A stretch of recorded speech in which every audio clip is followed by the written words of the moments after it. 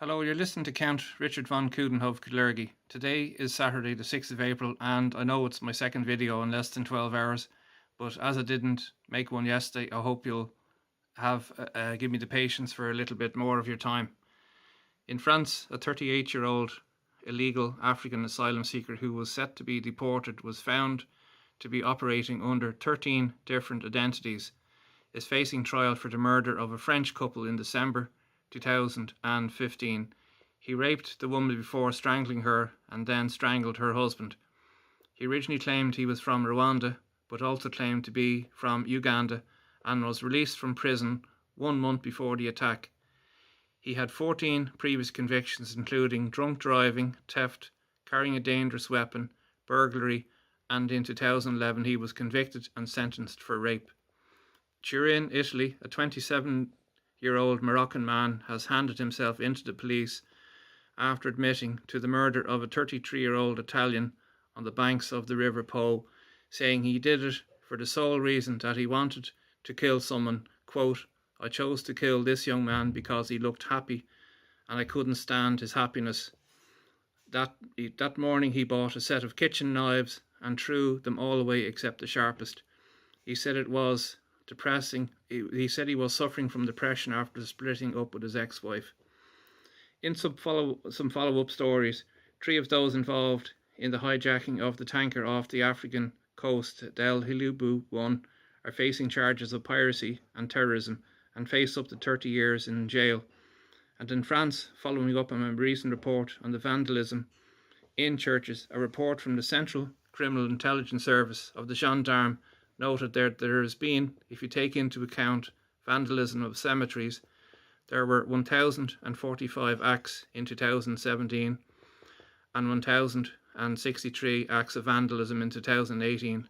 Theft of religious objects increased from 121 in 2016 to 129 in 2018, with churches' chalices being particularly valuable, from anything from €200 to €2,000, depending on the age, and with one Romanian gang being arrested in Paris that had allegedly stolen up to €70,000 worth of church property. An aid ship operating in the Mediterranean for the German registered NGO CI, with 64 migrants on board and called the Alan Kurdi, has been banned from entering Italian and Maltese waters and is off the coast of the island of Lampedusa, with the Italian authorities telling them to go to Germany. This yet again appears to be another standoff between the authorities and the NGO-sponsored ships. The only answer is to deny them berthing rights on the grounds of human trafficking and the vessels not registering or equipped for rescue. In Rome, after turning from a visit to Morocco, Not My Pope has used strong language to condemn populism, suggesting that it gains followers through fear, as Hitler did in the 1930s. Quote, "Fear is the beginning of dictatorship. With promises and fears, Hitlers came forward." He also took issue with walls and borders, fencing. "Builders of walls will eventually become prisoners of the walls they build. That's history." And went on to say that after being shown a piece of razor wire, "I'll tell you sincerely, I cried because I can't get my heart and head around so much cruelty." This from a guy who sits in a castle surrounded by guards complaining about walls that are 40 feet high in places and have been in existence since the 9th century, when Pope Leo IV ordered them to be built to protect the Vatican from the marauding Arabs and Muslim pirates that had been pillaging southern Italy. This from a man who, after meeting the Grand Imam of the Al-Azhar Mosque in Cairo in May 2016, was described by the Imam as a friend and defender of Islam. This from a man who was able to wash the feet of Muslim prisoner inmates on Holy Thursday, but now refuses devout Catholics to kiss his ring. This from a man who led the Jesuit order in Argentina and was Archbishop of Buenos Aires during the time of the military junta, in which up to 30,000 people, including women and children and even priests, known as the disappeared, were killed, some of which were thrown out the back of Hercules transport aircrafts while still alive overseas, and by his own admission made hundreds of mistakes. This from a globalist pope appears to be more concerned about climate change, fake news, and welcoming uncontrollable migration than matters of spiritual salvation. He is a sheep masquerading as a shepherd, and I thought Benedict was bad. Next time I hope a Catholic gets elected pope. MPs in the UK are debating whether to raise the legal age of marriage in order to try and tackle the problem of forced marriages. The current age is 18, but 16 and 17 years old can get married with their parents' permission. 16 and 17-year-olds are frequently taken abroad during school holidays and forced into arranged marriages. It is believed that 80% take place abroad, and according to a UK government agency, during 2017 there was 1,200 cases, and in this agency believes that since 2012 up to 1,400 forced marriages take place each year, with Pakistan, Bangladesh and Somalia making up the majority of the countries.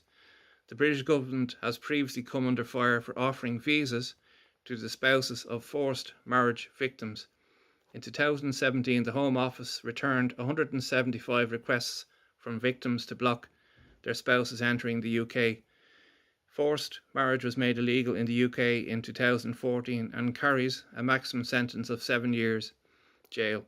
In July 2018, a couple who threatened to murder and chop up their daughter after being tricked into travelling to Bangladesh for a forced marriage with her cousin has been jailed for 8 years.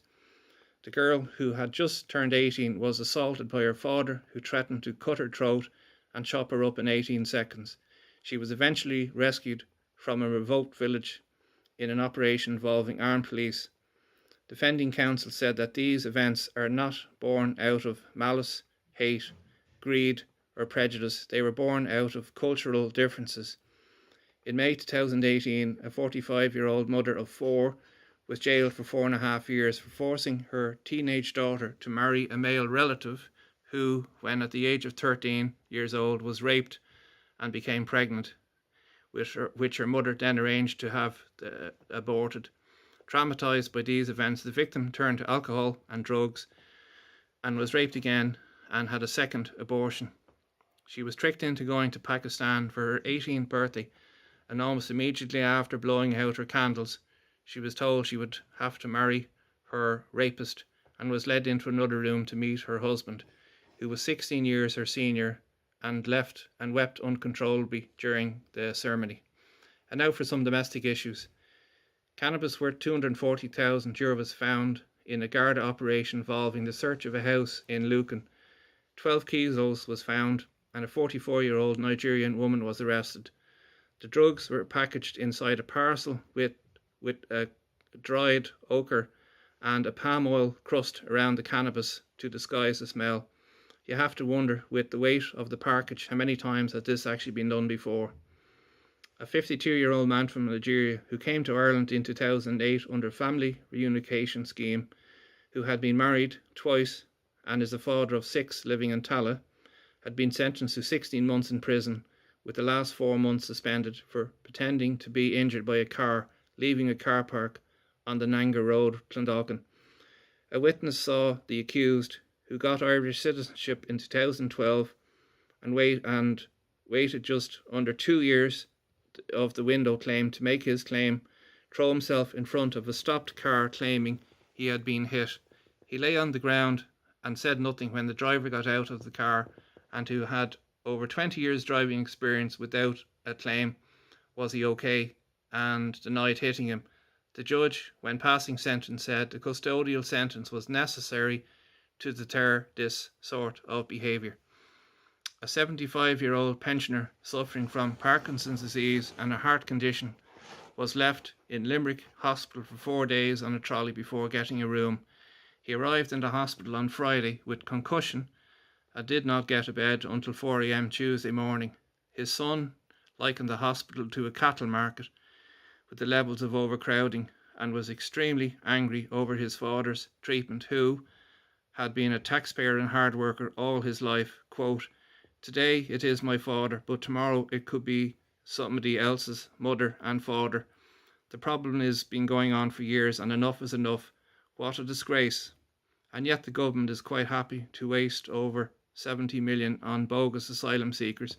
According to the Department of Justice figures, 80% are bogus in direct provision, and will give over 900 million in overseas aid, the highest in 10 years, and will soon increase it by a further 115 million. Charity should always begin at home. Two interesting events took place this week in the fight back to reclaim free speech. The first was a lecture by Kevin Myers in the Castle Coot in Roscommon called No Right to Be Right, No Right to Be Wrong, and George Hook speaking at an event arranged by Orexit in Limerick. Thankfully, both speeches are recorded and posted on Gran Torino's new website and YouTube site. Garda Commissioner Drew Harris announced that in an effort to diversify, he was lifting the uniform restriction so that Sikhs and Muslims could enter the force.